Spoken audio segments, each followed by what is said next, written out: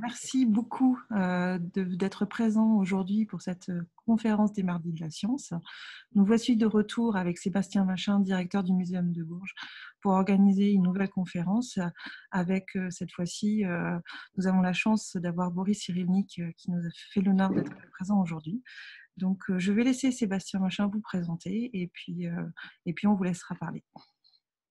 Oui, merci Marie-Laure. Ravi de vous accueillir pour cette nouvelle conférence en ligne. Donc, on a un invité exceptionnel, l'un des plus grands penseurs et scientifiques actuels, Boris Cyrulnik. Nous sommes ravis de vous accueillir pour cette conférence exceptionnelle.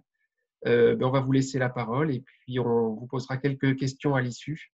En tout cas, merci à vous d'avoir accepté cette invitation. Juste, cette conférence est enregistrée et malheureusement, pendant la diffusion du film, il n'y aura pas d'interaction possible, mais que naturellement, grand auteur de livres, si les personnes qui vous écoutent aujourd'hui sont très intéressées par le sujet, vous avez écrit beaucoup de livres et on invite naturellement les internautes à aller les lire pour pouvoir en savoir plus sur ce dont vous allez parler aujourd'hui. C'est à vous. Merci de m'avoir invité à Bourges. Je vais commencer, moi, par une question. Est-ce que vous croyez vraiment que le réel existe? Alors, si vous croyez que le réel existe, eh bien, vous avez intérêt à ne pas suivre l'exposé que je vais faire, parce que je vais essayer de démontrer que ce n'est pas le réel qui existe, mais parce que le réel est invisible tellement il est confus, et que pour voir le réel, il faut le réduire. Et comme tous les animaux, nous réduisons le réel, qui sera un bombardement d'informations et nous rendrait confus si on ne rédigeait pas, et on va réduire le réel grâce à notre système nerveux, comme le font tous les animaux. Et en plus, comme nous, on est des animaux qui parlent, eh bien, il faut le réduire avec la parole, c'est-à-dire avec les récits qu'on fait et les représentations qu'on a du réel. Voilà, je dis ça juste pour vous compliquer la tâche. Alors, on va parler pendant quelques minutes d'une discipline qui, jusqu'au XIXe siècle, a été très défendue, c'est la zoologie. Au XVIIIe siècle, la zoologie avait pour enjeu la classification des êtres vivants, et il y avait une classification facile avec l'anatomie, les comportements, et même on pouvait classifier les animaux entre des murs, c'est-à-dire uniquement en regardant leur squelette. Ce n'était pas la peine d'aller sur le terrain pour voir comment ils vivaient, comment ils fonctionnaient. À partir d'un os du calcanéum, on pouvait reconstruire un dinosaure et c'était assez fiable. Et puis au XIXe siècle, au milieu du XIXe siècle, apparaît un gars, Darwin, qui complique tout en introduisant la notion d'évolution. Alors il n'a pas prononcé le mot, mais il a introduit la notion, c'est-à-dire que avant Darwin, le mot évolution parlait des évolutions militaires, des défilés ou des évolutions sur le terrain de la guerre. Et après Darwin, le mot évolution voulait dire qu'un organisme vivant change quand change le milieu. Et tout de suite, il y a eu deux réactions qui existent encore aujourd'hui. Il y a eu les évolutionnistes, ceux qui aiment ce genre de raisonnement. Ce que je suis aujourd'hui n'est pas ce que je serai demain. Ce que les animaux sont aujourd'hui n'est pas ce qu'ils étaient hier, ni ce qu'ils seront demain. Et à ce plaisir du doute, à ce plaisir de la démonstration mouvante, se sont opposés les fixistes, notamment avec Cuvier qui disait que on pouvait décrire un animal toujours le même, quel que soit le contexte. Alors voilà, ça c'était la petite introduction théorique. Et pourtant, nous, au XXe siècle, on se rend compte que lorsqu'on décrit un être vivant, animal ou humain, dans son milieu, on le voit très différemment de le même être vivant décrit dans un laboratoire. Et ce qui organise nos pensées, c'était une pensée, alors certains disent une pensée dualiste, d'autres disent une pensée binaire, c'est pas gentil pour Descartes, mais on raisonne comme ça. C'est-à-dire que cette pensée disait qu'il y a le corps d'un côté, avec une substance et une étendue qu'on peut donc observer et sur lequel on peut faire des démarches expérimentales, et l'autre, une sans substance et sans étendue, c'est-à-dire l'âme que les animaux n'ont pas et que seuls les êtres humains possèdent, mais qu'on ne peut pas observer parce qu'elle n'a pas de substance, elle n'a pas d'étendue, donc on ne peut pas faire de démarche expérimentale. Et on revoit bien cette notion dans la Bible avec le glaiseux, c'est-à-dire Adam, qui sort de la terre, donc qui a un corps sur lequel on peut expérimenter, mais qui a une âme invisible et qui crée des mondes invisibles, c'est-à-dire cette instance donne accès à Dieu, mais on ne peut pas expérimenter. Or, on constate que depuis le prix Nobel de Lorenz, Tinbergen, von Frisch en 1973, l'observation des animaux vivant dans leur milieu naturel, on constate que Darwin est fortement confirmé, puisque tout se passe au cours de construction incessante d'un organisme qui se développe, donc qui change tout le temps, sous l'effet des pressions du milieu qui, elles aussi, changent tout le temps. Le Konrad Lorenz montre que l'empreinte sur un caneton arrive à un moment précis du développement de son système nerveux, parce que les canetons ont aussi un système nerveux, et que cette empreinte arrive entre la 13e et la 16e heure. Avant la 13e heure, un caneton ne suit rien, il divague. Entre la 13e et la 16e heure, il prend l'empreinte d'un objet mouvant auprès de lui, statistiquement c'est sa mère, qu'il suit, quelle que soit la direction de l'espace ou la vitesse, il galope derrière elle, et après la 17e heure, la période sensible est passée, il ne peut plus la suivre. Mais dès l'instant où un être vivant animal a pris l'empreinte de sa mère, le monde désormais est catégorisé entre objets familiers, sécurisants, au contact duquel le caneton peut explorer, et au contraire, s'il n'y a pas un objet sécurisant autour de lui, le caneton court en tous sens et il ne peut rien apprendre parce qu'il est complètement confus, désordonné, son monde n'est pas clair. Alors cette observation qui a été refaite 1000 fois, même les paysans, les gens qui élèvent des canetons ou des animaux chez eux savent bien qu'il y a une période où le petit animal prend l'empreinte de celle qui s'occupe de lui et qu'il peut continuer à se développer, mais s'il ne prend pas l'empreinte de quelqu'un qui s'occupe de lui, il est désorganisé, il ne cesse d'apprendre, il divague, il court en tous sens, il a des accidents et surtout au CNRS, il y a des gens qui ont été payés pour mesurer le nombre de diarrhées par minute.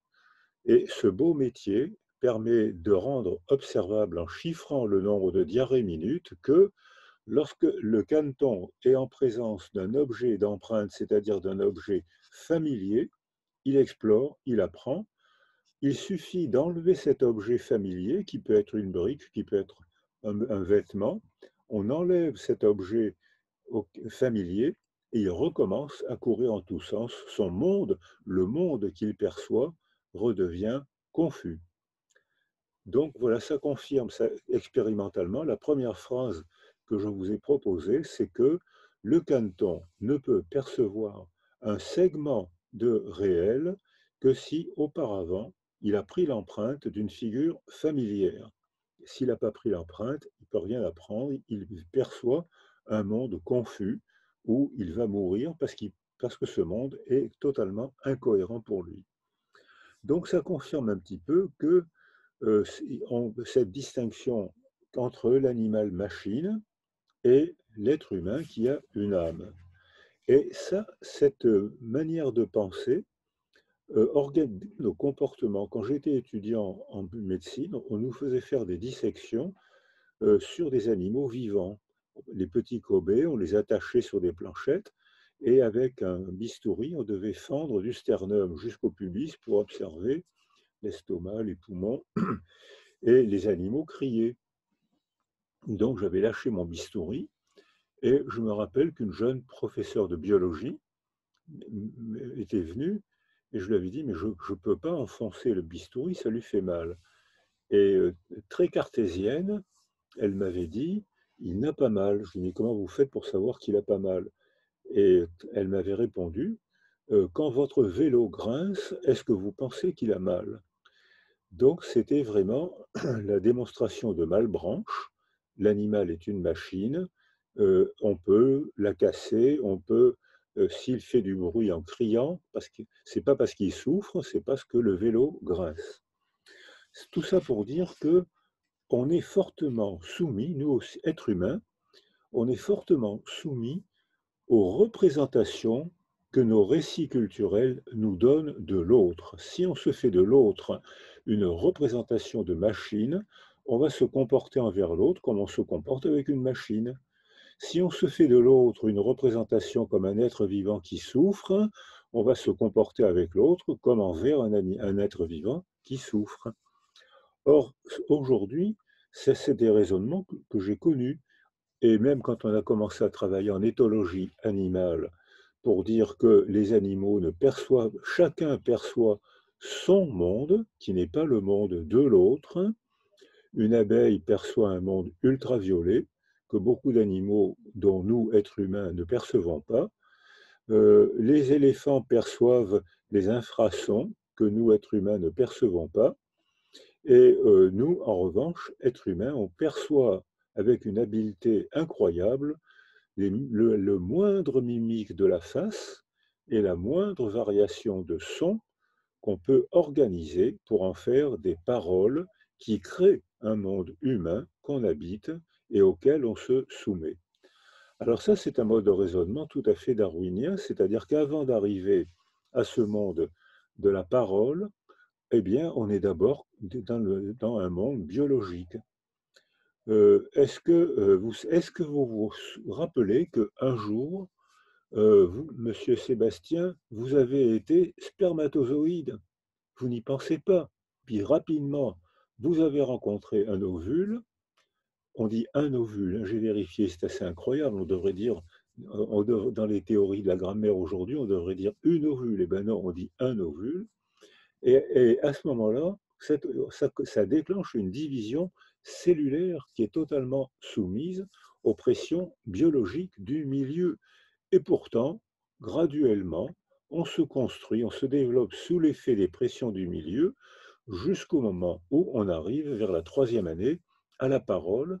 Et là, on change de monde, mais on ne quitte pas le premier monde, mais on débarque dans le monde des mots et on se soumet au récit que notre culture invente.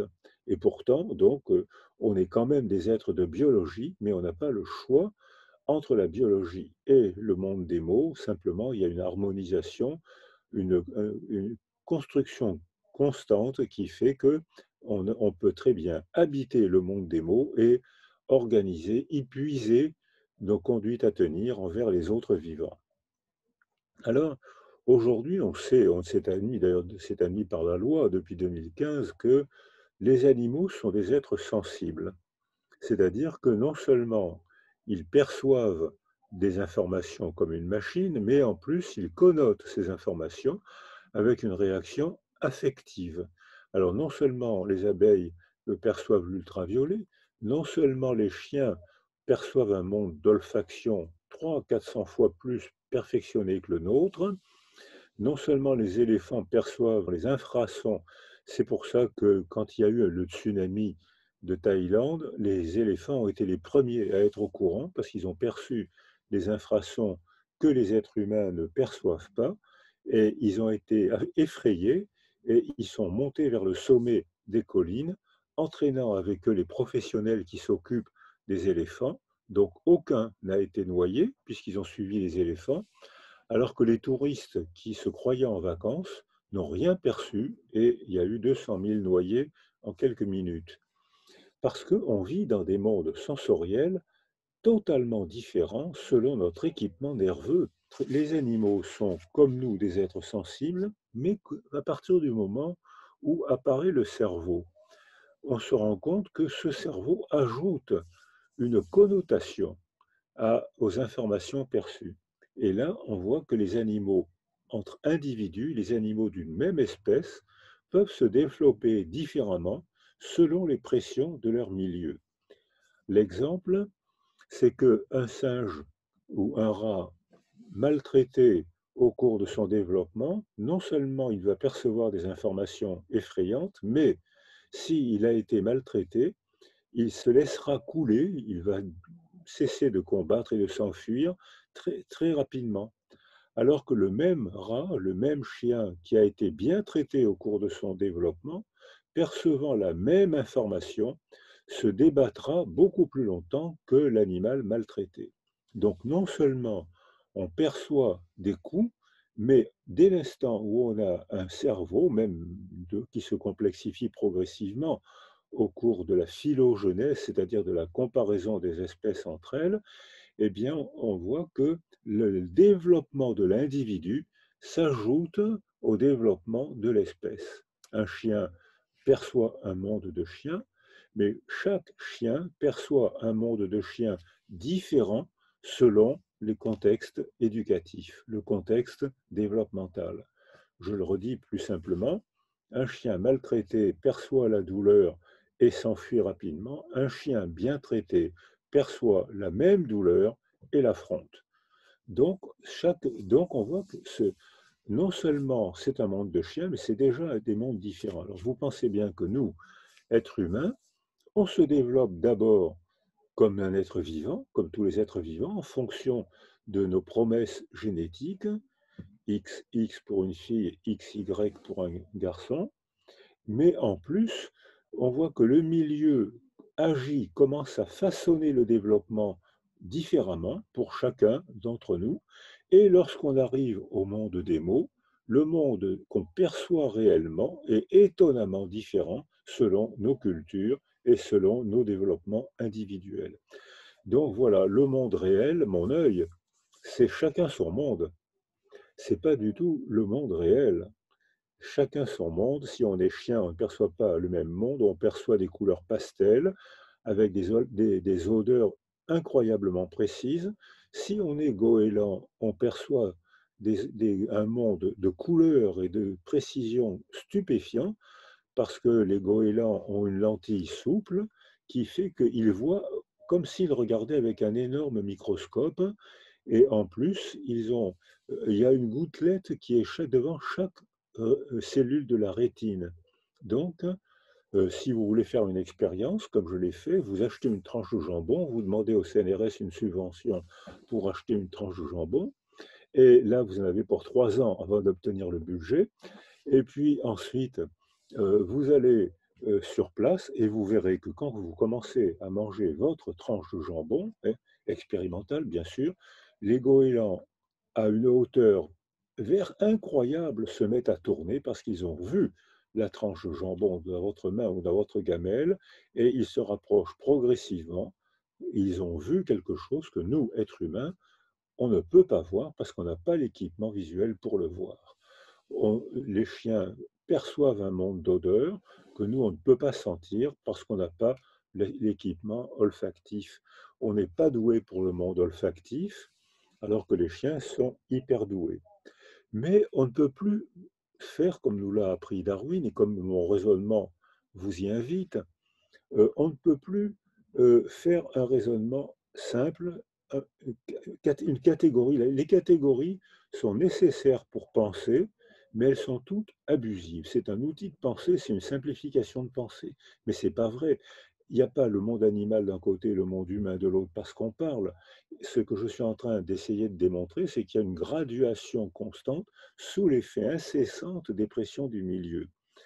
Alors, il n'y a pas tellement de fossé maintenant entre un monde de primates non humains ou même entre un monde de mammifères non humains. Par exemple, les singes attachent beaucoup d'importance aux mimiques faciales, moins que nous, puisque nous, on a un équipement dans notre système nerveux, il y a un petit carrefour de neurones pariéto-occipitaux qui traitent les informations du visage de l'autre avec une précision stupéfiante.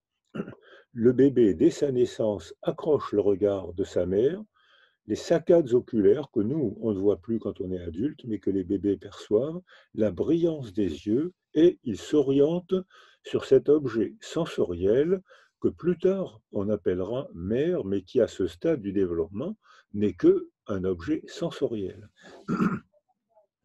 Lorsque le bébé accroche cet objet sensoriel, il s'oriente vers le mamelon et il sait téter, alors qu'il n'y a aucun apprentissage, il n'y a pas d'école, il n'y a pas de livre, et pourtant il sait téter alors que c'est très compliqué. Et pourquoi est-ce qu'il s'oriente sur le mamelon? Parce qu'il est fasciné par un objet sensoriel qu'il va familiariser très vite, le regard de sa mère. Et puis, il y a un autre objet sensoriel, c'est les basses fréquences de la voix maternelle.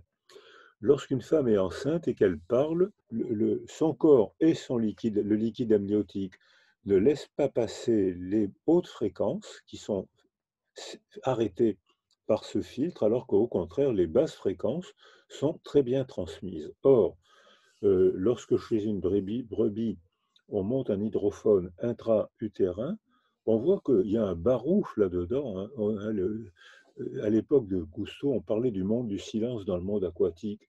Il y a un barouf dans un monde utérin, vous ne pouvez pas savoir. Il y a le bruit du corps, il y a le bruit du cœur, il y a les gargouillis, et il y a les basses fréquences de la voix maternelle. Ce qui revient à dire que lorsque la mère parle, elle caresse la bouche et les mains du bébé qu'elle porte. Et ces basses fréquences-là, le bébé les reconnaît dans l'heure qui suit sa naissance. Si bien que, comme le disait Françoise Dolto, parler à un bébé, c'est tout à fait important. Et alors qu'il ne sait pas les mots qu'il entend, c'est des basses fréquences. Il n'entend pas des mots. C'est pourtant tout à fait important parce que quand on fait une neuroimagerie au bébé humain qui arrive au monde, on voit que le simple fait qu'on lui parle, qu'on s'adresse à lui, il perçoit un visage, ça le fascine, ça l'hypnotise presque, il s'oriente vers ce visage et il apprend, et que lorsque sa mère parle, on voit qu'une zone précise de son lobe temporal gauche s'allume, consomme de l'énergie, c'est-à-dire que la mère, en parlant au bébé, transforme progressivement la zone des sons en zone qui va devenir la zone du langage. Donc il faut, comme le disait Françoise Dolto, c'est pas tellement le contenu qui importe, hein. On a fait cette expérience en demandant aux mères de lire le règlement du métro parisien. Eh bien, je vous assure que les bébés étaient fascinés. Mais ce qui intéressait les bébés, c'était la basse fréquence de la voix maternelle, qui était une information familière, qui les sécurisait et commençait à mettre de l'ordre dans le monde qu'ils percevaient. C'était ça qui était important, ce n'était pas le règlement du métro parisien. Ce développement graduel sous l'effet des pressions du milieu continue et ça commence à apparaître avant le monde humain. Lorsque j'ai fait mes études de médecine, on nous disait qu'il ne fallait pas donner de substances quand on faisait des points de suture parce que les enfants se coupent souvent. Les garçons se font presque tous des arcades, hein. Ils tombent, ils se bagarrent. Pratiquement tous les petits garçons ont des arcades recousues. Eh bien, on nous disait qu'il ne fallait pas donner d'anesthésie et les enfants criaient. Et on nous disait, non, non, ils ne crient pas, ils n'ont pas les voies de la douleur terminées, donc ils ne souffrent pas.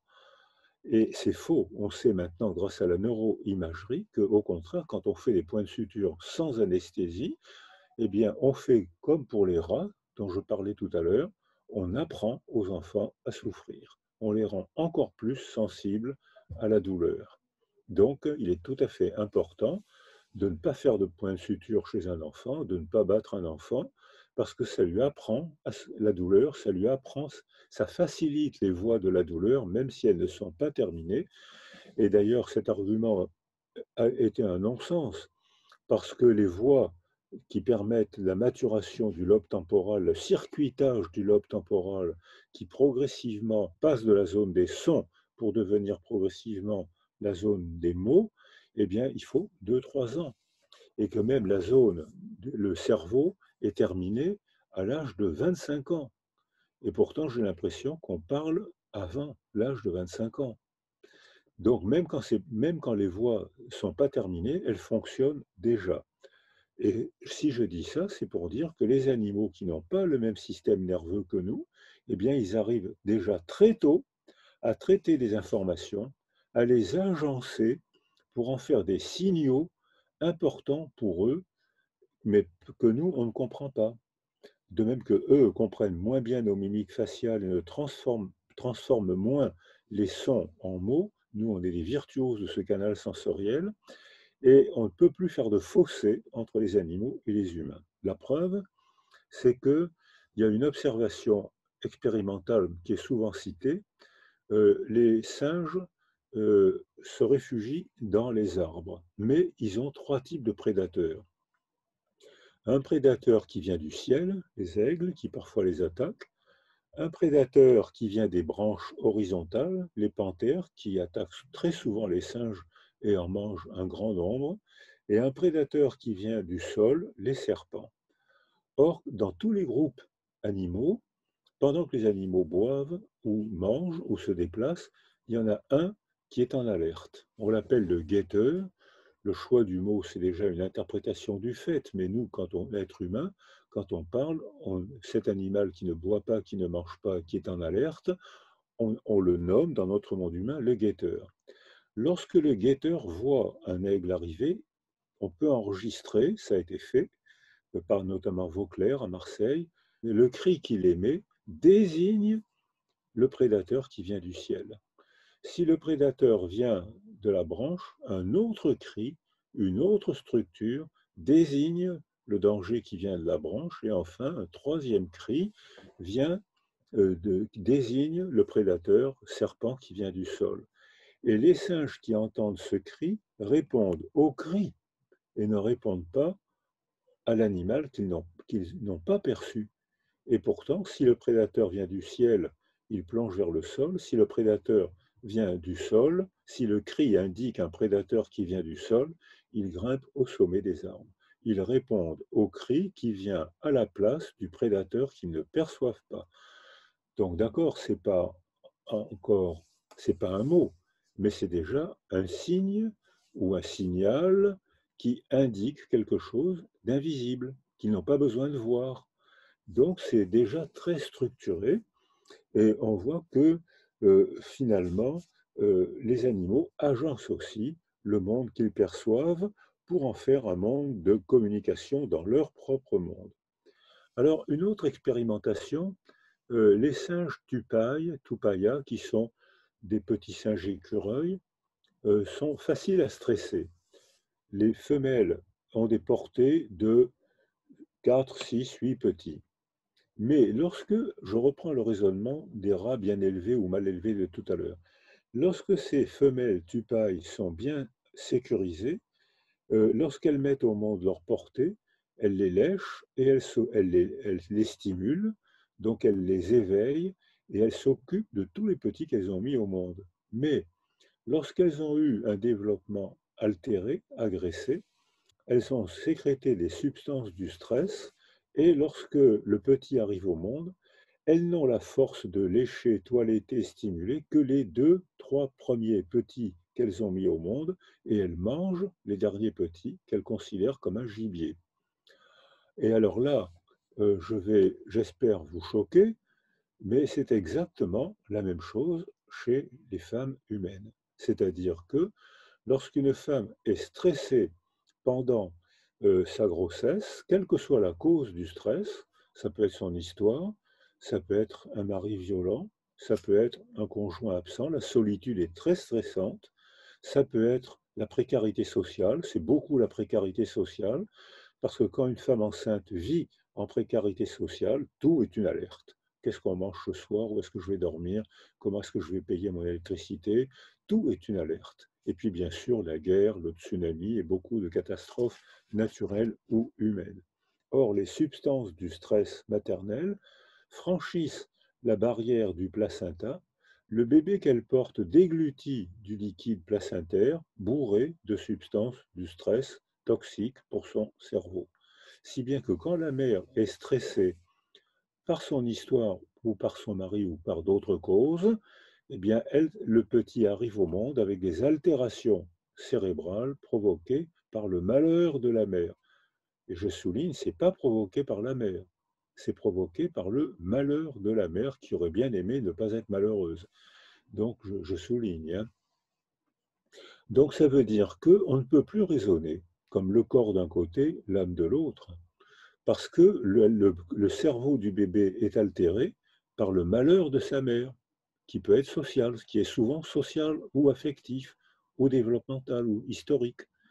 Donc on ne peut plus raisonner avec le corps d'un côté, l'âme de l'autre, mais que si j'arrête mon raisonnement à ce moment-là, vous allez en conclure que je suis d'un déterminisme farouche. Donc je vais vite rajouter une phrase pour dire que dès que la mère est sécurisée par son mari, par sa famille, par la société, dès que la mère est sécurisée, elle devient sécurisante pour le petit qu'elle porte, qui recommence une construction de bonne résiliente. Si la mère est laissée seule et non sécurisée, elle ne sera pas sécurisante pour le petit qu'elle porte, qui arrivera au monde avec des altérations cognitives. Parce qu'après tout, on est tous des mammifères humains. Sébastien, tout à l'heure, ne se rappelait pas qu'un jour, il avait été spermatozoïde. Il ne se rappelle pas non plus que pendant 9 mois, il a été mammifère aquatique. Pendant 9 mois. Il a respiré, il avait des branchies. Il ne se souvient plus qu'il avait des branchies. Et pourtant, ces branchies sont devenues des oreilles internes. Il entend comme les animaux marins. C'est-à-dire que si on donne un coup de diapason loin, il n'entend pas. Mais si ce tout petit coup, on le met sur son front, les vibrations du diapason vont directement aller à l'oreille interne et il va entendre un son comme les animaux marins encore aujourd'hui. Donc il garde une trace, dans son système nerveux, il garde une trace de son passé d'animal marin. Alors, et on voit ça aussi dans la condition humaine. Par exemple, j'ai travaillé au Kosovo, j'ai travaillé au Congo ou au Rwanda, où le viol était une arme de guerre qui détruisait les villages plus sûrement que les fusils. Et beaucoup de très jeunes femmes étaient enceintes et elles ont mis au monde le bébé du violeur. Et la plupart de ces femmes ne parvenaient pas à s'attacher et à s'occuper du bébé du violeur. Quelques-unes y arrivaient, mais parce que lorsqu'elles percevaient ce bébé évoquait dans leur mémoire le viol et non pas le plaisir et la fatigue d'être mère. Donc ce bébé devenait pour elles un petit agresseur dont elles s'occupaient pas très bien et souvent même, ça m'est arrivé à l'hôpital de Goma, souvent même, elles ne voyaient même pas la déshydratation du bébé. C'est-à-dire que le malheur, l'immense malheur qui leur était arrivé, d'avoir été violée et d'être enceinte par le violeur, fait que ce bébé signifiait pour elle, c'est l'enfant du violeur, et que du coup, les altérations de perception étaient altérées, elle ne percevait pas, elle ne voyait pas que son bébé se déshydratait. Cette observation clinique naïve, je l'ai faite au Kosovo, je l'ai faite au Congo, et je crois que c'est la règle. C'est-à-dire que le fait d'être un être humain qui parle n'empêche pas d'avoir aussi des substances d'alerte et de répondre un peu avec des émotions, une signification qu'on attribue.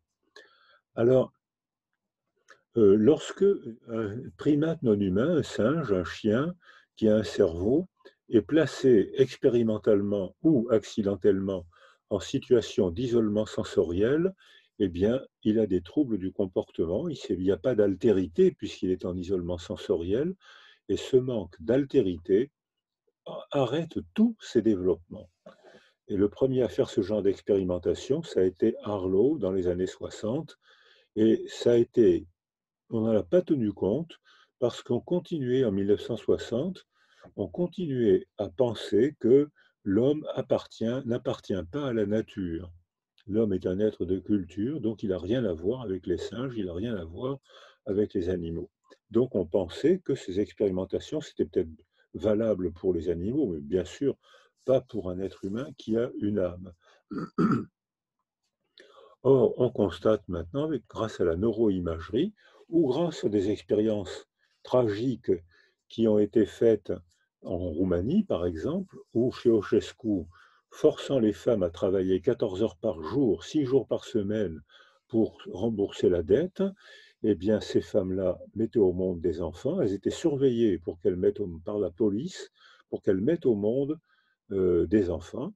Et ces enfants-là étaient mis dans des mouroirs où personne ne leur parlait, personne ne s'en occupait. Et ces enfants ont été gravement altérés alors que génétiquement et biologiquement, ils étaient sains.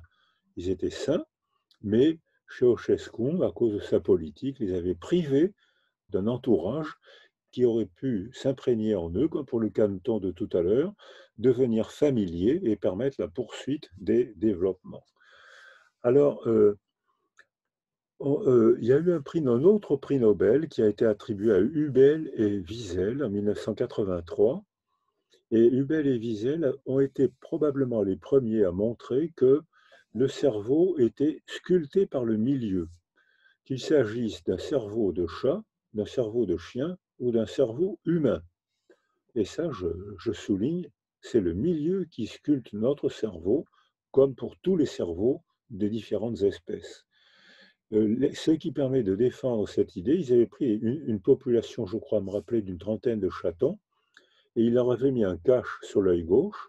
Quand les chatons sont morts, il a constaté qu'ils avaient une atrophie du lobe occipital droit, alors qu'une autre population de chatons avait un cache sur l'œil droit. Quand ces chatons sont morts, ils avaient une atrophie occipitale gauche, c'est-à-dire que ces deux zones occipitales n'ayant jamais été stimulées étaient atrophiées, alors que le reste du cerveau s'était développé correctement. Eh bien, c'est ce qui se passe pour les enfants de Roumanie ou pour tous les enfants qui sont placés en isolement sensoriel, même s'ils sont sains, s'il n'y a pas une altérité autour d'eux. Et cette altérité, comme je le proposais tout à l'heure, est graduelle. C'est d'abord les yeux de la mère ou de la fonction de celle de celui qui joue la fonction maternante, de la fonction de donneur de soins, la brillance des yeux à 30 cm avec des saccades, les basses fréquences de la voix. Il y a donc un objet sensoriel, comme pour le canton de tout à l'heure, il y a un objet sensoriel qui doit sécuriser l'enfant et qui lui permet de poursuivre son développement. S'il n'y a pas d'altérité, s'il n'y a pas d'objet sensoriel, si expérimentalement ou accidentellement on met cet être vivant, animal, oiseau, primate non humain, primate humain, dans une situation d'isolement sensoriel, son cerveau est atrophié. Donc, ça veut dire que on ne peut pas observer le cerveau sans sa relation. Bien avant la parole, et maintenant, il y a des observations magnifiques qui sont faites qui montrent que ces petits Roumains ont des altérations des deux lobes préfrontaux et du système limbique. Si on les laisse tout seuls, ils vont garder ces altérations, mais si on les entoure, plus on les entoure précocement, plus on déclenche un processus de résilience neuronale qui est très facile à déclencher. Et à Toulon, on a rendu observable que le cerveau recommence sa reconstruction dès que on propose à l'enfant une niche sensorielle sécurisante, soit par sa mère, soit si elle n'est pas là, par un substitut, un donneur de soins, qui peut être une autre femme, qui peut être un homme. Les hommes aussi peuvent être de bonnes mères, à condition de ne pas donner le sein.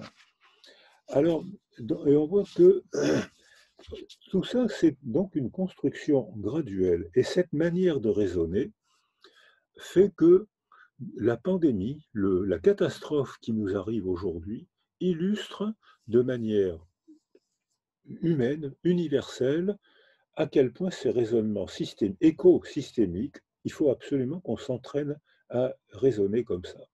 Parce que si on raisonne le corps d'un côté et l'âme de l'autre, la condition humaine de l'autre, eh bien, on détruit le milieu.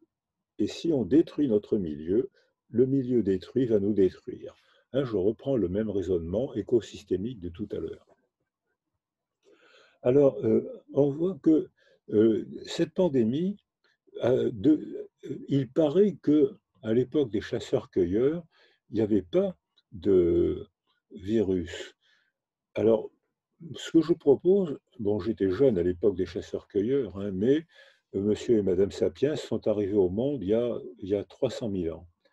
Au début, je ne suis pas archéologue, Marilène Patou-Matisse, Pascal Pic nous apprennent que au début, quand on était chasseur-cueilleur, vivait dans des petits groupes d'une trentaine de personnes et on se servait de feuilles, de fruits, on attrapait les petits insectes et c'était suffisant pour vivre. On n'avait pas besoin de loi, on n'avait pas besoin de police parce que chacun savait que monsieur et madame s'étaient accouplés, que probablement l'enfant qui venait était l'enfant de ces deux-là, mais que tout le groupe s'en occupait. Donc on n'avait pas besoin de faire de loi. Les rituels sociaux, les rituels d'interaction suffisaient.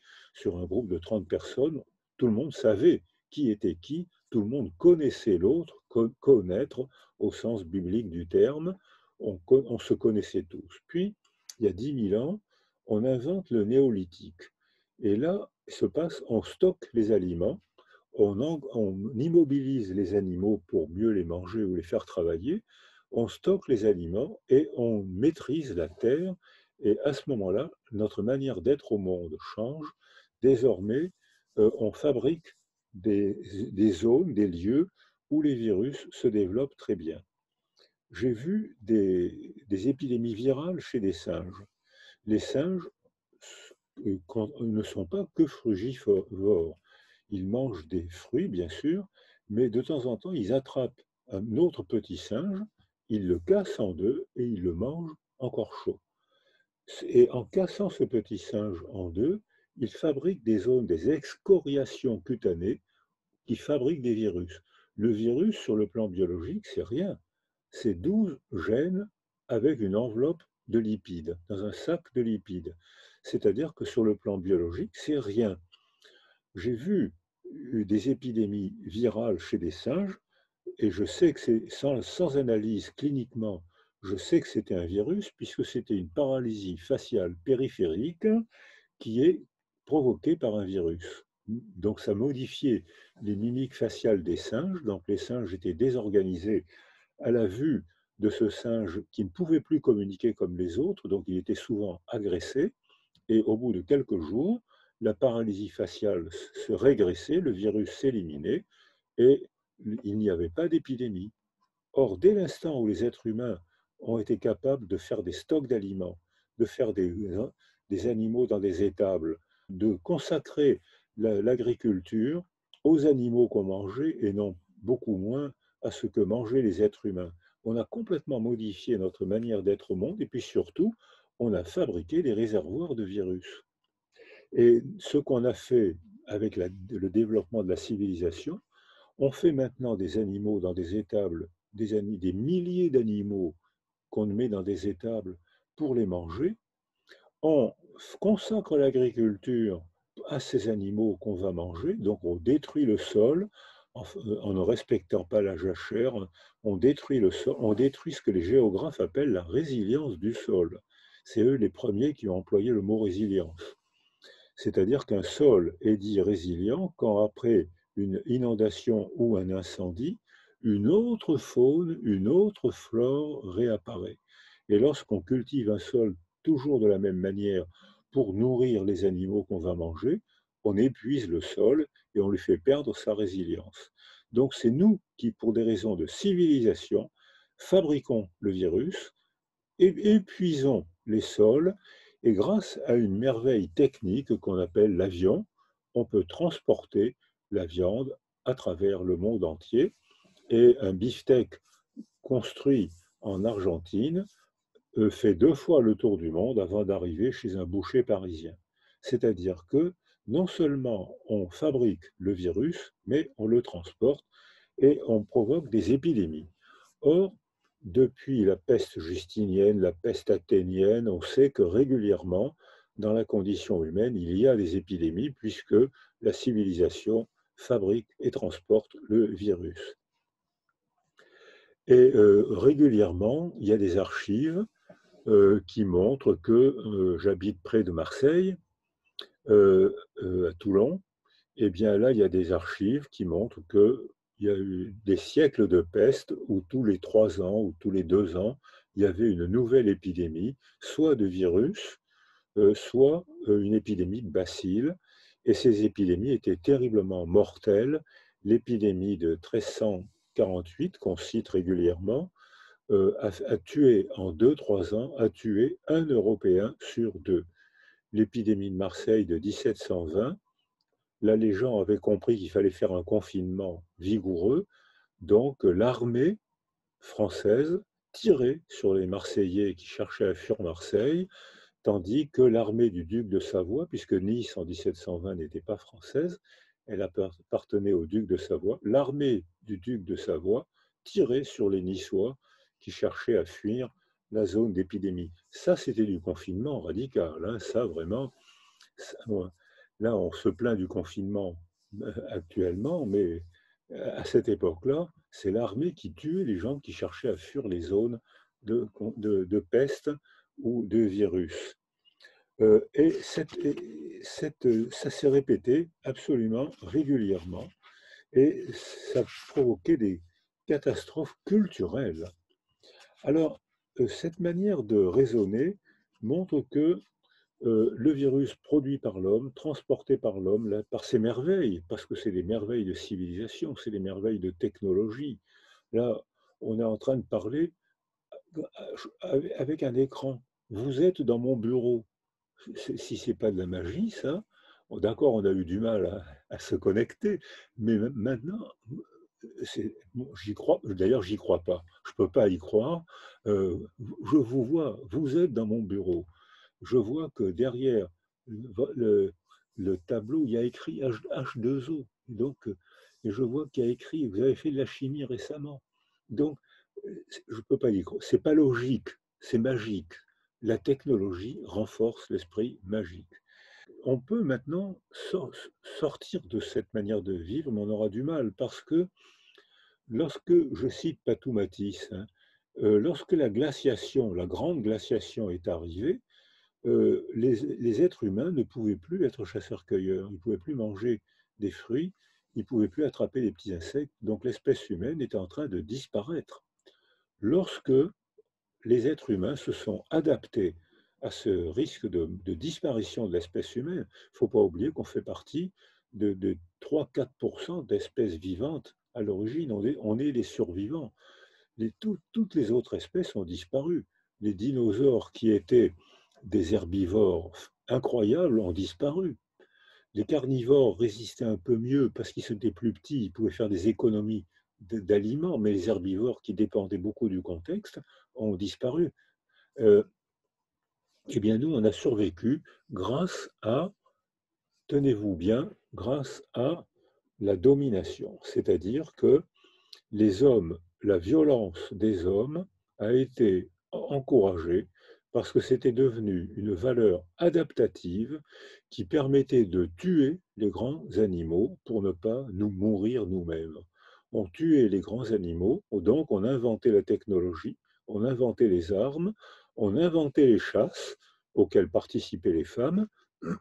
Je cite Patou Matisse encore et Pascal Pic. On inventait et on a fabriqué du social en donnant la mort.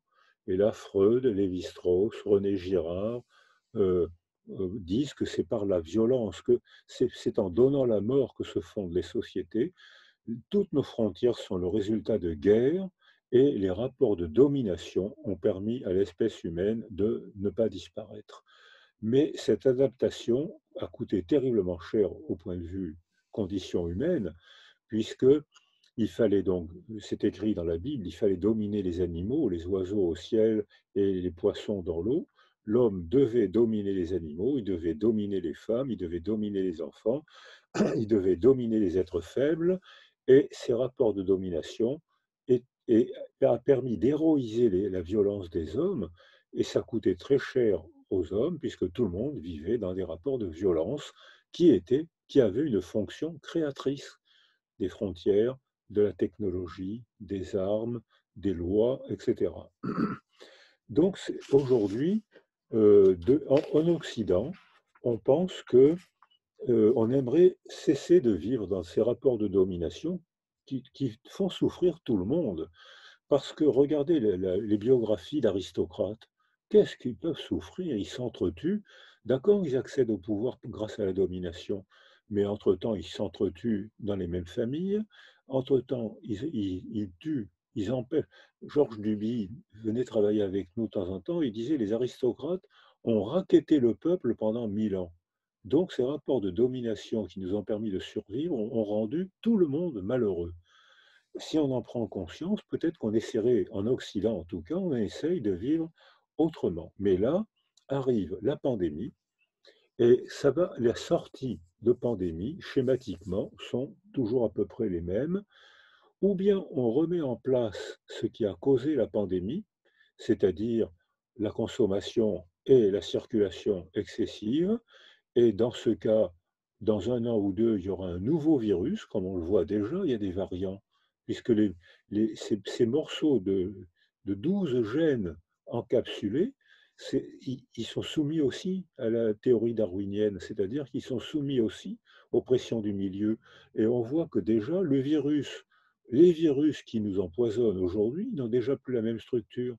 Ceux qui viennent d'Afrique du Sud, d'Angleterre, ils n'ont plus la même structure. Donc, si on remet en place les mêmes conditions de surconsommation et de surcirculation, eh bien, on aura dans 1 an ou 2, 3 ans, un nouveau virus dont on ne connaîtra pas la formule chimique, les effets cliniques, et tout sera à recommencer. Le chaos est déterministe, c'est-à-dire que lorsqu'il y a un chaos, que ce soit pour des étoiles, que ce soit pour une forêt qui est brûlée ou qui est noyée, que ce soit pour la dérive des continents, que ce soit pour une espèce qui disparaît, que ce soit pour une catastrophe humaine. Quand il y a un chaos, on dit que le chaos est déterministe parce que après un chaos, un nouvel ordre apparaît.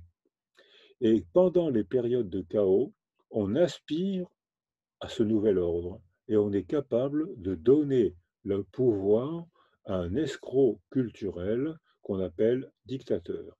Et vous pouvez constater qu'aujourd'hui sur la planète, un grand nombre de dictateurs ont été élus démocratiquement par des sociétés en désespoir. Une société en désespoir donne le pouvoir à un dictateur. Hitler n'a pas fait de coup d'État. Si, il a fait un coup d'État en 1925, mais en 1933, il a été élu.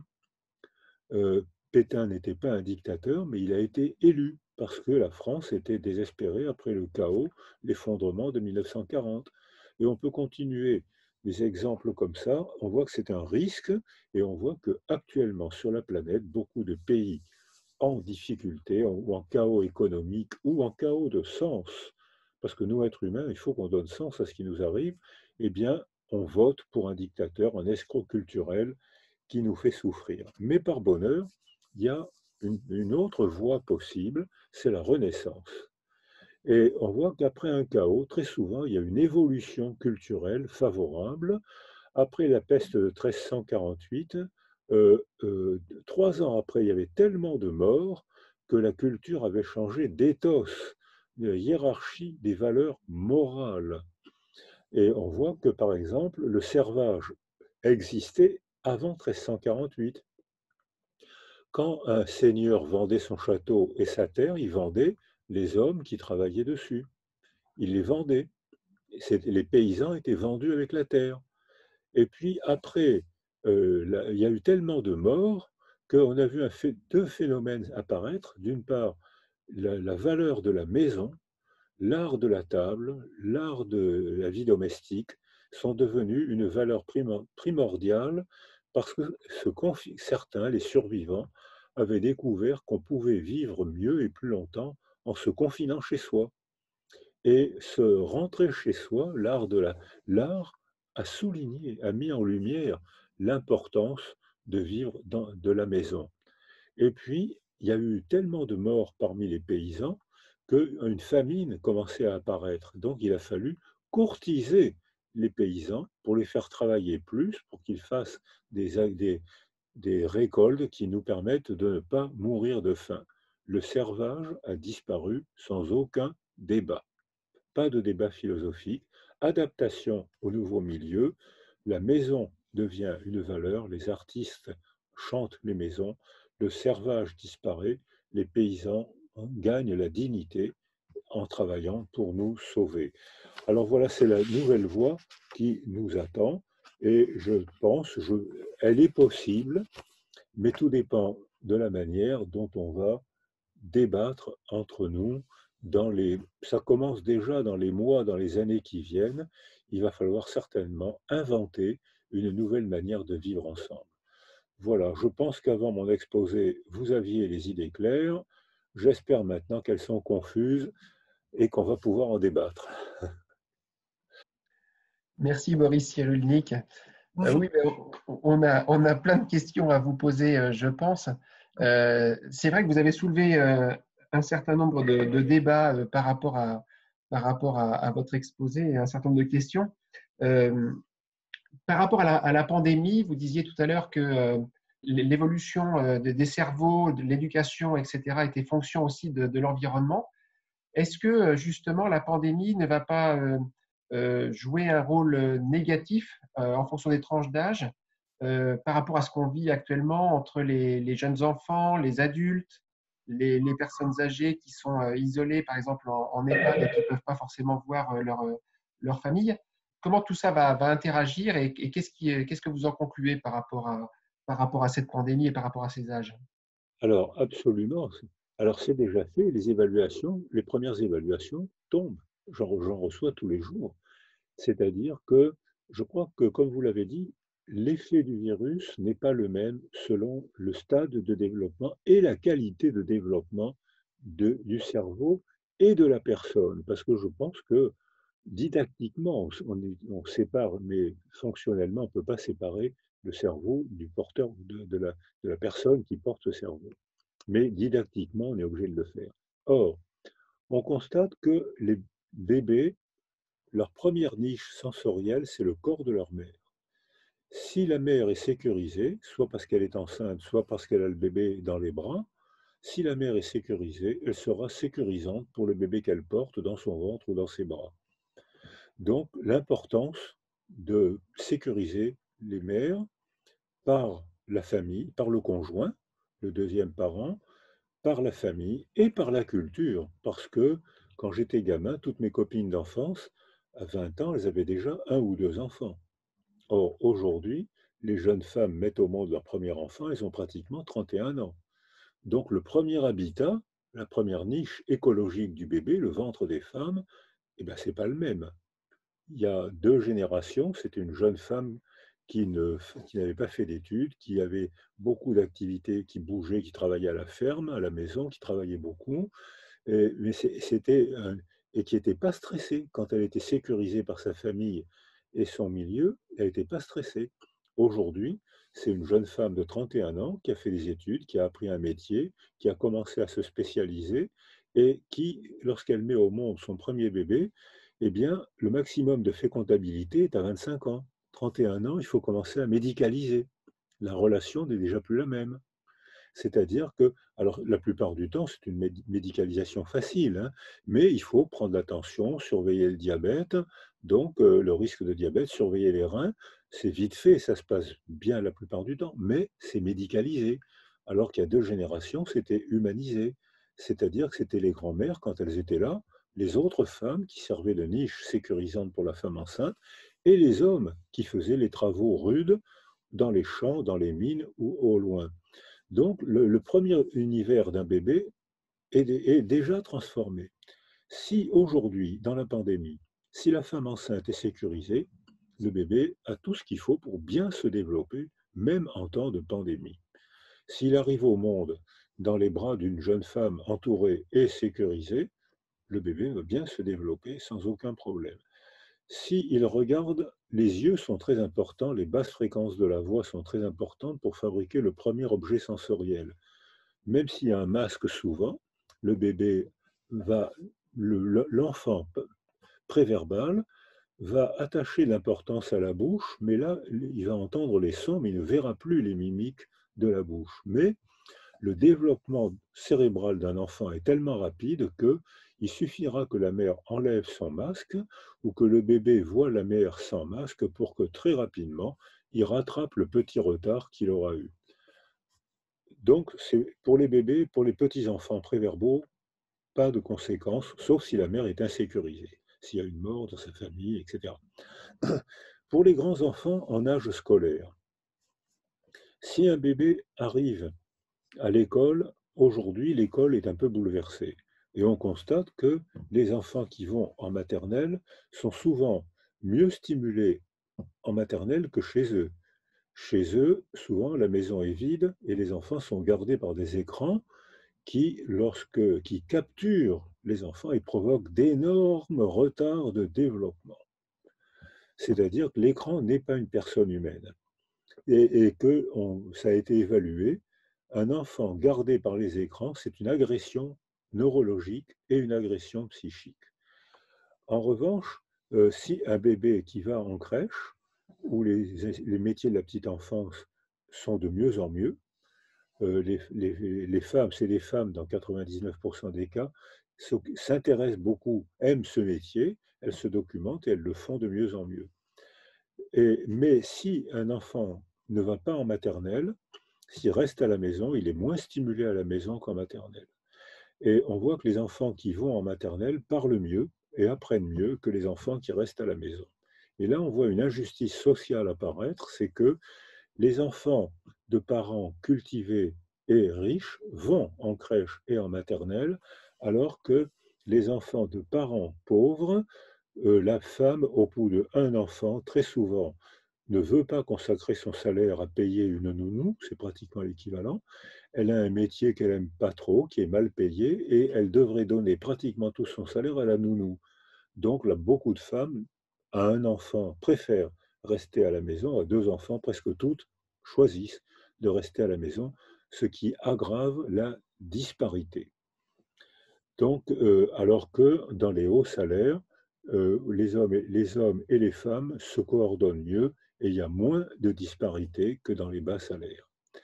Et là, si les enfants sont altérés, le développement du système nerveux est tel à cet âge-là que ça sera rattrapé, il y aura un rebond d'attachement et ça sera rattrapé en quelques jours ou en quelques semaines.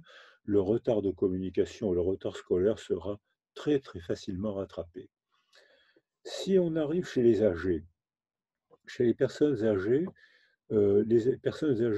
font des projets en cherchant dans leur passé.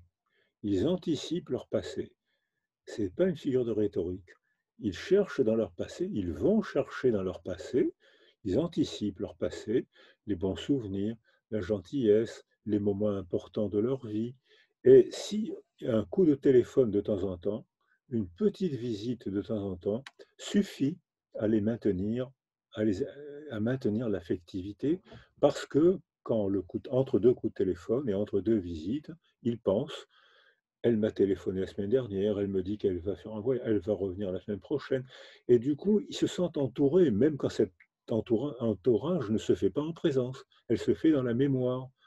En revanche, si le virus impose un isolement sensoriel, ces personnes-là sont privées de tout ce qui les maintient en vie et on voit que non seulement il y a une pneumopathie virale qui les entraîne vers la mort, mais beaucoup de personnes âgées en isolement sensoriel cessent de manger et de boire et ils ne meurent pas de déshydratation, ils meurent de carence affective.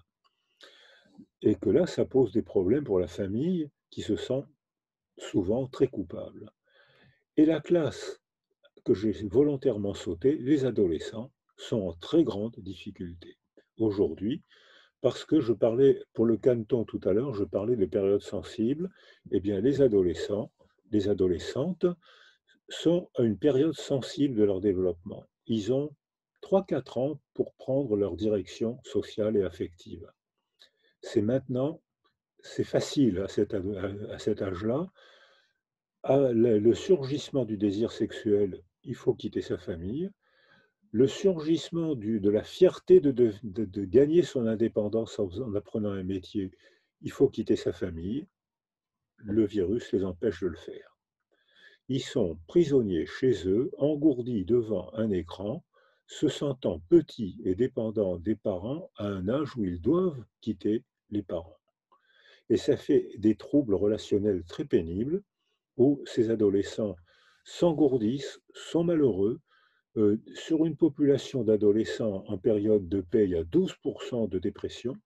Aujourd'hui, on dépasse les 40%.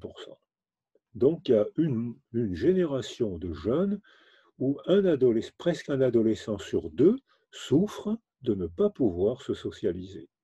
Et ce n'est pas les écrans qui vont les aider, ils s'engourdissent devant les écrans. Ça permet un petit peu de limiter la casse, mais quand j'ai fait un enseignement par MOOC pendant un an et quand on a évalué les résultats au bout d'un an, presque rien n'avait été appris. Parce que pour apprendre, pour stimuler la mémoire, il faut avoir des émotions. Et pour avoir des émotions, il faut qu'il y ait un prof qui nous fasse rire, un prof contre lequel il dit n'importe quoi, ce prof, des copains avec qui on va rigoler, des copains avec qui on va se fâcher. Et tout ça, ça va stimuler et ça va aviver la mémoire. Et là, on pourra apprendre. Si on est seul chez soi, à plat ventre devant son écran, on s'engourdit, on apprend, pour ainsi dire, rien. Les évaluations après enseignement par écran sont très mauvaises. Alors aujourd'hui, il faut continuer à faire de l'enseignement par écran. Ça limite la casse, mais les résultats seront mauvais.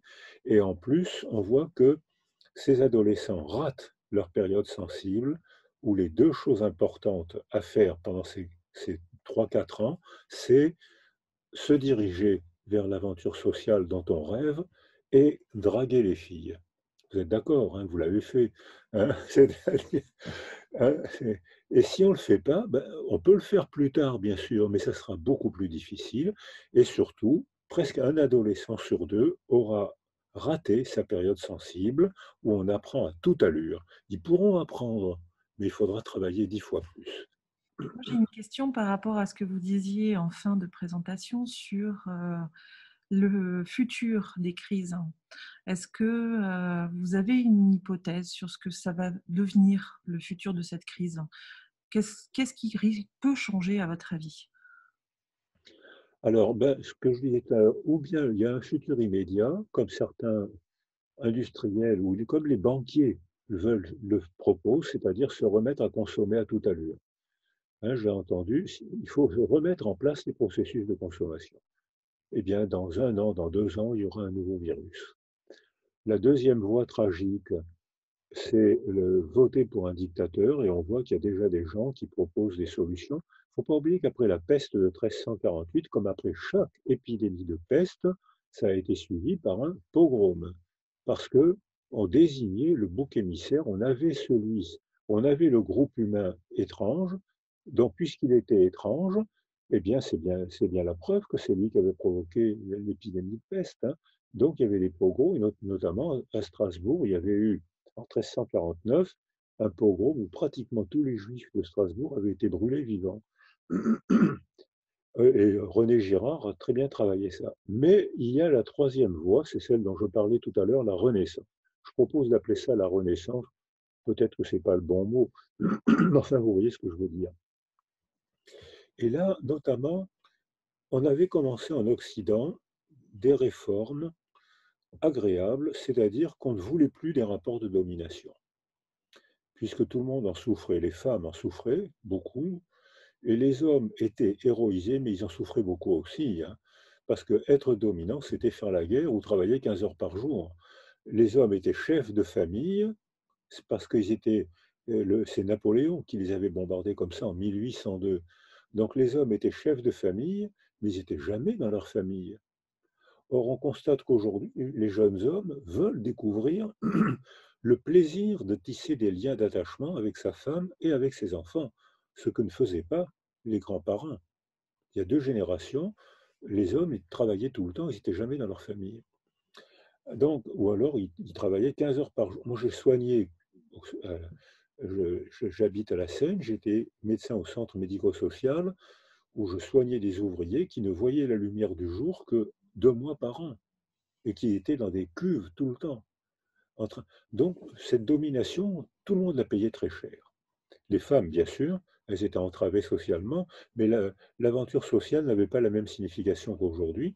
Et les hommes étaient dominants, d'accord, mais ils le payaient cher aussi, et les enfants le payaient cher aussi.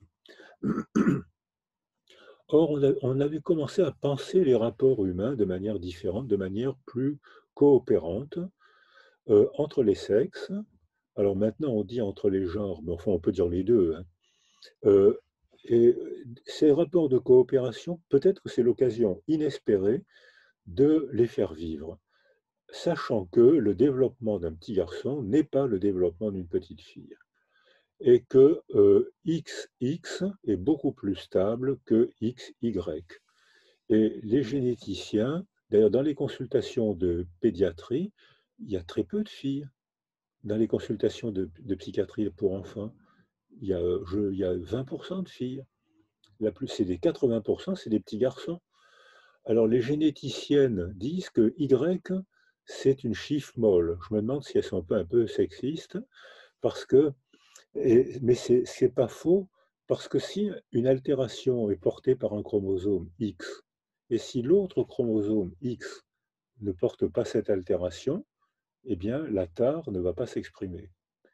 Alors que si une altération est portée par un chromosome X, ou surtout par un chromosome Y qui effectivement se fragmente plus et plus fragile que le chromosome X, si une tare est portée par le chromosome Y, elle ne sera pas compensée et elle va s'exprimer. Et les petits garçons sont beaucoup plus hyperkinétiques, donc à l'école, c'est pas fameux. Ils ont des troubles de l'attention, à l'école, c'est pas fameux. Et puis surtout, les évaluations des développements aujourd'hui à l'âge de 12 ans montrent que les filles ont 2 ans d'avance sur les garçons. Or, quand on voit la différence de résultats scolaires qu'il y a entre les enfants nés une même année, les uns en décembre, les autres en janvier, il y a 10 mois de différence, les résultats scolaires sont incroyablement différents. Or là, c'est 2 ans de différence. De plus, on constate que le nouvel environnement que les êtres humains ont fabriqué grâce à la technologie font que notre environnement est bourré de leurres endocriniens qui sont des analogues de substances, qui sont des analogues d'hormones féminines. Et que on voit que lorsque Jean-François d'Ambremez a fait une publication magnifique dont je me sers beaucoup, surtout dans mon dernier livre, où il a suivi une population qui montait sur les pentes de l'Everest. Lorsque les femmes sont en haut du haut, comme disent les Tibétains, elles sont très haut sur la montagne, en haut du haut, et il n'y a pas d'oxygène, elles sont constamment en alerte, elles sont stressées, elles s'adaptent à ce stress par des rituels impitoyables, très rigoureux, elles mettent au monde des bébés qui sont tout petits, et si ce sont des bébés filles, elles sont réglées vers 20 et 22 ans. Cette population-là descend, quand la population se retire dans les vallées, quand la mousson cesse, ce groupe humain descend, les femmes redescendent sur les pentes moyennes, et on constate que quand elles sont enceintes dans les vallées, quand la mousson a disparu, elles mettent au monde, les mêmes femmes mettent au monde des bébés de poids normal, et les petites filles seront réglées entre 12 et 14 ans. Or, on constate qu'aujourd'hui, en France, notre environnement technique est tellement industrialisé par des leurres endocriniens féminins qu'il y a la courbe des petites filles réglées avant 8 ans est en une courbe, monte très très rapidement. Donc les petites filles ont une maturation neuropsychologique plus rapide que celle des garçons, ce qui fait qu'elles sont plus stables à l'école et plus anxieuses, et que l'anxiété, le bénéfice adaptatif de l'angoisse, c'est qu'elles travaillent mieux, parce que lorsqu'elles arrivent, au moment du bac, qui est le moment où on va apprendre sa trajectoire sociale, une jeune femme, une fille de 18 ans, c'est une jeune femme. Elle sait ce qu'elle veut, elle planifie son travail, elle sait comment elle veut vivre, ça m'intéresse, ça m'intéresse pas.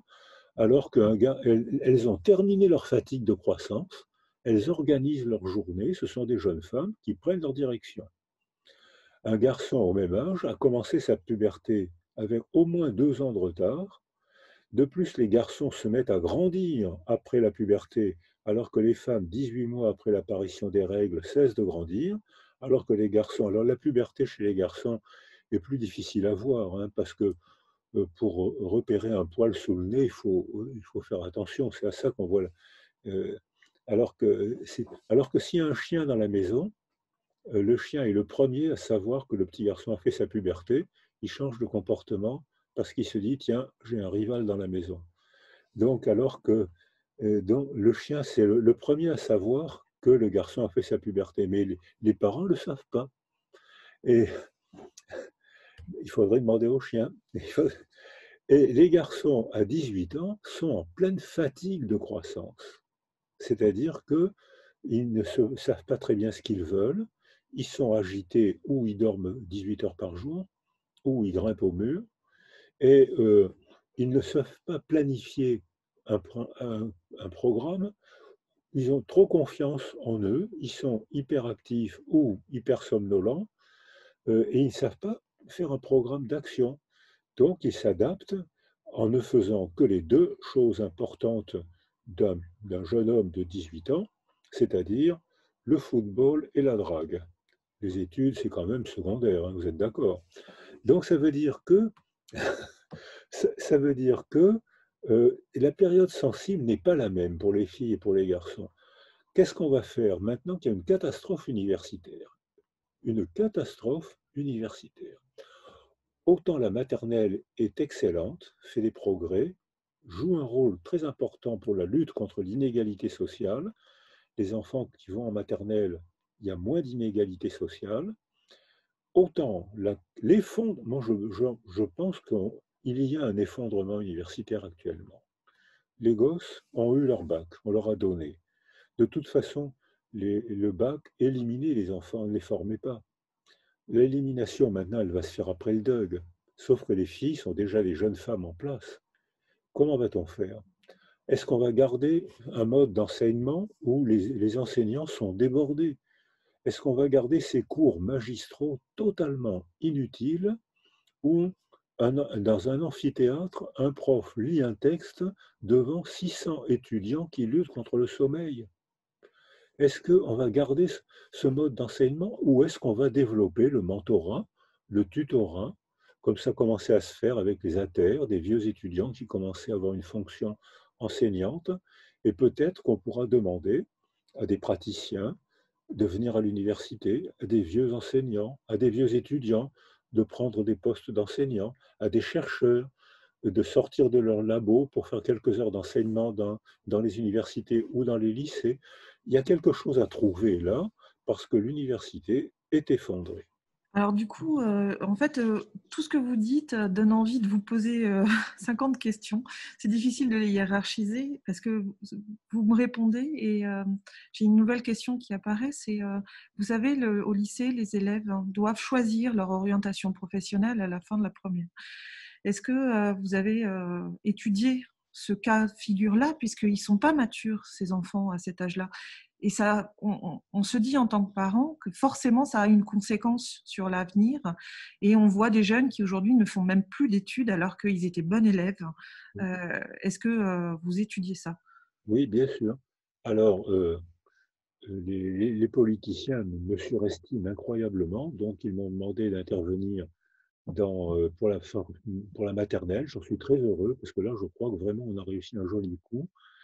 Ils m'ont demandé d'intervenir pour les 1000 premiers jours, c'est-à-dire 300 jours de femme enceinte, 300 jours de bras et 300 jours pour la parole.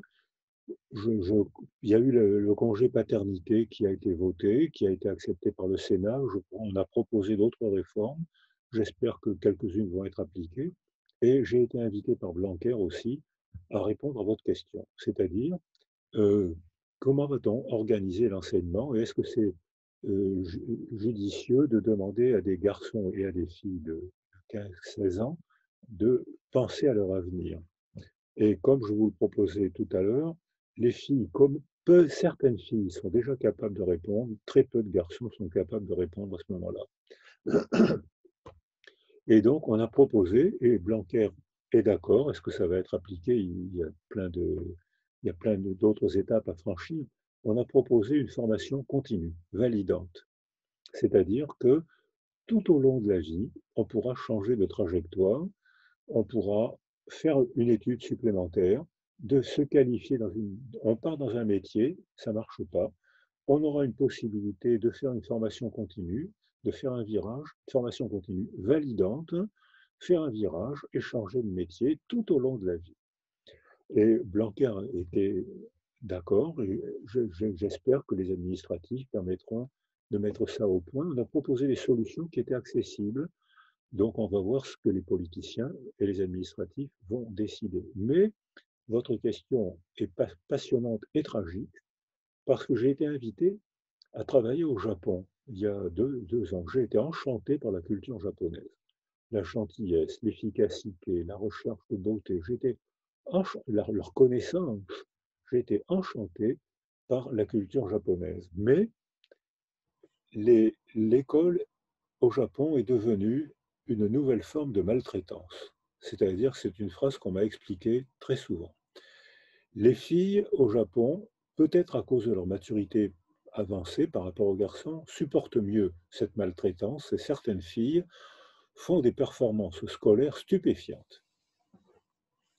Quelques garçons suivent, beaucoup de garçons décrochent. Et on constate que là, il y a un énorme phénomène de société. 30% des garçons, après le bac, même quand ils ont été brillants élèves, refusent de faire des études, refusent de courtiser, refusent de tenter l'aventure affective et l'aventure sexuelle. Ils s'appliquent à ne pas avoir de relations sexuelles et actuellement, je vous dis le chiffre qu'on m'a cité, mais tellement. Non, non, alors ce chiffre me paraissait énorme et un jour je l'ai dit à la télévision et depuis que je l'ai dit à la télévision, j'ai reçu plein de rapports confirmant que le chiffre est bon. J'ai reçu des rapports notamment par quelqu'un qui est un Français qui est interprète Japon-français à Tokyo, qui confirme que 30% des garçons s'isolent après le bac, refusent d'avoir des rencontres sexuelles, ont leur première rencontre sexuelle à l'âge de 30 ans, parce qu'ils ont peur des femmes et qu'ils ont peur de la société. Et donc, ils s'enferment chez eux avec des écrans et ils tuent le temps avec des écrans. Ils démissionnent, ils décrochent de tout. J'ai été invité au Canada, où le même phénomène apparaît. Il est moins net qu'au Japon, mais c'est Deslauriers et Tremblay, tous les Canadiens s'appellent Tremblay. Hein, donc j'ai été invité par Deslauriers et Tremblay qui ont fait une très belle enquête au Canada où le phénomène apparaît. C'est pas 30%, mais c'est un nombre, j'ai oublié le chiffre, de garçons qui décrochent plus que les filles. Ce phénomène apparaît aux États-Unis, où là les femmes dépassent les garçons, et je crois que ce phénomène apparaît en France, où il est moins net, mais il apparaît. Donc, je pense que pour répondre à votre question, il faut vraiment développer la formation continue et que les décrocheurs aient une possibilité de raccrochage ou de changement. On va, dans les jeunes qui arrivent au monde aujourd'hui ou qui sont enfants aujourd'hui, vont faire dans les 100 ans d'existence qui leur sont dus. Il ne faut pas oublier qu'une petite fille sur deux qui arrive au monde aujourd'hui sera centenaire. Elle aura 1,7 enfants en France, mais en Italie, en Espagne ou au Québec même, les femmes font 1,1 enfant par femme. C'est-à-dire qu'elles consacrent 2-3 ans à la maternité, tout le reste à l'aventure sociale, au développement de la personne. Donc c'est un changement tellement radical de la condition féminine, que ça change bien évidemment la condition masculine, et que les jeunes, sur les 100 ans d'existence qui les attend, vont faire 6 à 8 métiers au cours de leur vie et 3 ou 4 couples. Faire 6 ou 8 métiers, ils pourront les apprendre. Il faut donc, si Blanquer réussit à faire passer notre proposition de réforme de formation continue validante, faire 3-4 couples, ça pose un problème énorme. C'est que quand une fille de 10-12 ans vit avec son troisième beau-père, est-ce que cet homme peut se considérer comme le père de cette fille? Il ne se sent pas père. Il se sent. Est-ce que cette fille le considère comme un père, le sent comme un père, ou comme l'amant de sa mère? Et si cet homme courtise une fille de 17 ans qu'il ne sent pas comme sa fille, et que cette fille accepte parce qu'il ne sent pas, elle ne sent pas cet homme comme son père, vous avez Camilla Kouchner. C'est-à-dire que lorsqu'il y a une déstructuration familiale et culturelle tellement grande on ne sait plus qui est le père, le petit-père, le gros-père, le parapère, le deuxième père, le troisième père, les structures familiales ne sont plus en place, l'interdit de l'inceste est moins prononcé. Autre question par rapport au développement d'un... Alors, est-ce que c'est un fœtus ou c'est un jeune enfant dont vous parlez sur la reconstruction quand on sécurise la mère, par rapport à ce que vous disiez tout à l'heure? Vous avez parlé du moment où la mère n'est pas sécurisée et ça a une conséquence sur le développement de l'enfant. Par contre, vous n'avez pas parlé de comment est-ce que ça se verbalise ou comment est-ce que les enfants se comportent dans ces cas-là comment on fait pour savoir que du coup ça se résout parce que la mère est sécurisée. Alors, merci. C'est la question. Le clinicien que j'étais, que je suis encore, aidé par la science. Je pense que la recherche clinique n'est pas la recherche scientifique et les deux sont nécessaires. C'est-à-dire que l'objet scientifique est un objet fait dans un laboratoire, alors que l'objet clinicien, c'est une relation faite dans un cabinet ou au lit du malade. Donc, ce n'est pas le même objet. On ne peut pas manipuler nos malades comme un scientifique manipule son objet. Mais les deux, parce que nous, cliniciens, on peut valider un objet scientifique. On peut dire ça marche ou l'invalider. Là, je fais partie d'une génération où pendant 20 ans, on nous disait que tous les troubles psychiques allaient être supprimés par des médicaments.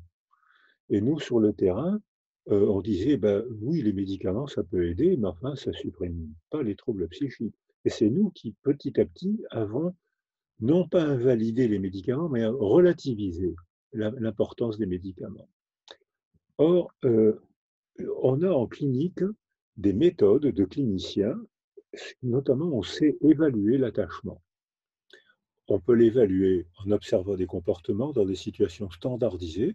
C'est presque scientifique, même si c'est un peu moins rigoureux que dans un laboratoire. Et encore, non, je ne dis pas ce que je viens de dire, je gomme ce que je viens de dire, parce qu'on sait que 60% des publications scientifiques ne sont pas validées. Et que finalement, les cliniciens, avec une méthode moins précise que les scientifiques, obtiennent aussi 60% de publications non validées. C'est-à-dire qu'avec des méthodes moins précises, on obtient les mêmes résultats. Mais lorsque on a une méthode clinique, on peut évaluer comportementalement une situation standardisée qui est la Strange Situation, Mary-Ainsworth, et on peut, alors c'est une situation standardisée, on répète, on met l'enfant avec sa mère dans une salle, une femme étrangère rentre, la mère s'arrange pour sortir de façon à ce que l'enfant se retrouve en présence de l'étrangère, on voit le comportement, on filme avec l'accord des parents, on filme la réaction d'inquiétude de l'enfant. Généralement, il se rapproche de la porte, il tape sur la porte, il appelle sa mère, donc c'est des comportements de la vie quotidienne, mais qu'on peut évaluer. La mère revient et on observe comment le scénario comportemental qu'il manifeste au retour de sa mère. Soit 2 enfants sur 3 se jettent dans les bras de leur mère, se blottissent et cessent de pleurer, ou quand s'ils babillent, ou s'ils parlent, ils racontent une petite histoire, et on a un comportement qui prouve que la mère a gardé son effet sécurisant. Mais ce n'est pas le cas de 30% des enfants, c'est beaucoup. Quand la mère revient, après, alors c'est standardisé, là je résume, hein. Quand la mère revient après que l'enfant ait été stressé en présence de cette femme inconnue, quand la mère revient, 20% des enfants ne se jettent pas dans ses bras et au contraire s'éloignent un peu de la mère. On a la preuve comportementale qu'ils ne cherchent pas à se sécuriser contre le corps de leur mère. 15% des enfants se jettent dans les bras de leur mère et la mordent ou lui tapent dessus. Méchante maman, tu es une méchante maman. et 5% des enfants sont complètement confus. Donc là, c'est carrément pathologique, alors que les autres réactions sont des comportements labiles, flexibles, mais les 5% d'attachement confus, là, c'est quelque chose est complètement désorganisé. Donc, on a une manifestation clinique qui a été, alors là, c'est des expérimentations, c'est des situations expérimentales qui sont refaites dans la pratique quotidienne des milliers, des millions de fois sur la planète entière, qui confirment le schéma que je viens de vous proposer. Si on veut être plus scientifique, on fait des prélèvements. Alors moi, je l'ai fait chez les adultes ou les adolescents avec des électroencéphalogrammes. Alors ça, c'est pas toxique, c'est pas dangereux, et on voit que quand un enfant ou un adulte est inquiet, le rythme alpha est désynchronisé, c'est-à-dire qu'il y a plein de spikes, de flèches. Le cerveau de la personne est en alerte. Dès que la figure d'attachement rentre, alors chez un adulte, ça peut être sa femme, ça peut être son mari. Chez un enfant, c'est sa mère ou son père, une figure d'attachement. Dès que la figure d'attachement rentre, tac, tac, tac, le rythme alpha se remet en place. Ça veut dire que c'est très facile c'est très facile à enregistrer. On peut aller un peu plus loin, comme l'a fait Anne-Laure Suter à Bordeaux. On dose le cortisol et les catécholamines dans le sang d'une femme enceinte, et son mari est gynéco-obstétricien, et il dose le de cortisol et de catécholamine dans le liquide amniotique de cette femme stressée. Et il voit qu'il y a un parallèle entre le cortisol dans le sang de la femme stressée et le cortisol dans le liquide amniotique de la femme stressée. Sauf que le bébé déglutit du cortisol qui altère ses deux lobes préfrontaux et ses circuits limbiques. Et là encore, les histologistes, alors là c'est carrément en laboratoire, les histologistes là montrent que cet excès de cortisol provoque un œdème cérébral qui fait éclater les cellules. C'est pour ça que le bébé arrive au monde avec des altérations cérébrales dues au malheur de la mère. C'est passionnant. Ça donne envie de vous poser encore plein de questions, mais on va peut-être s'arrêter ici par rapport à votre conférence et votre intervention. Pour donner, comme le disait tout à l'heure Marie-Laure, pour donner envie aux personnes qui vont regarder cette conférence de poursuivre, je voulais présenter votre dernier ouvrage qui est Excellent. qui résume et qui aborde plein de questions du type que celles que nous avons débattues aujourd'hui. C'est vraiment intéressant et ça montre la façon dont on conçoit le monde aujourd'hui et dont l'évolution est en train de le concevoir. Et la pandémie est intéressante pour ça parce que justement, elle va peut-être remettre en question un petit peu tous nos fonctionnements et toutes nos représentations de ces mondes. C'est tout ce qu'on peut souhaiter et en tout cas essayer d'aller vers la troisième solution, celle que vous proposiez, de construire quelque chose de nouveau, de renaître vers quelque chose de nouveau. On vous remercie très très chaleureusement, Boris Cyrulnik, pour cette magnifique conférence. Et puis on espère vous voir non plus par écran interposé, mais on serait ravis de vous accueillir en région centre, que ce soit Orléans, à Tours, à Bourges, dans les prochains mois, pour justement continuer à parler de toutes ces questions-là. Vous allez être envahi par des Parisiens? C'est pas grave. Merci à vous. Merci. C'est moi, merci. Bonne journée. Au revoir. Merci.